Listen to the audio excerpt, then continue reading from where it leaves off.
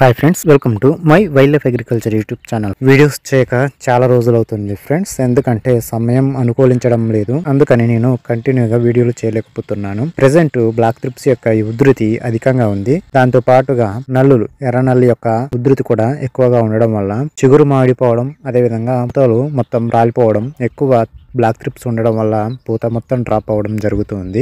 ఇటువంటి సమస్య నివారణ కోసము మనం తీసుకోవాల్సిన ఒక 4 జాగ్రత్తల గురించి తెలుసుకుందాము.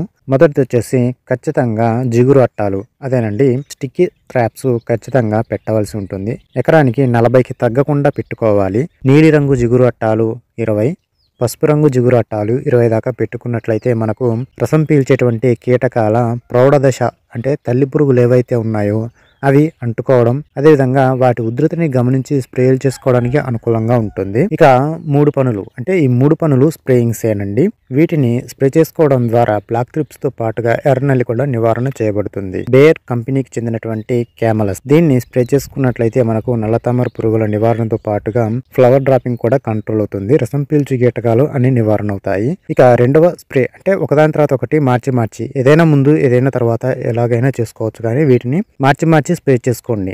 బేర్ కంపెనీకి చెందినటువంటి జంపు మరియు కీఫన్, పిఐ కీఫన్, ఈ రెండింటిని కలిపి స్ప్రే చేసుకున్నట్లయితే మనకు చిగురు మాడిపోవడం, అదేవిధంగా పూతలో పురుగు కంట్రోల్ అవడం జరుగుతుంది. ఇక తదుపరి 3వ స్ప్రే చూసుకున్నట్లయితే బిఎస్ఎఫ్ కంపెనీకి చెందినటువంటి ఎక్స్పోనస్, దీంతో పాటుగా మైక్రోన్యూట్రియంట్స్ కలిపి స్ప్రే చేసుకోండి. ఈ విధంగా ఈ 3 స్ప్రేలు. 4వది జిగురు అట్టాలు పెట్టడం ఖచ్చితంగా చేసినట్లయితే మనకు కాపు సెట్ అవుతుంది, ఫ్లవర్ డ్రాప్ కంట్రోల్ అవుతుంది.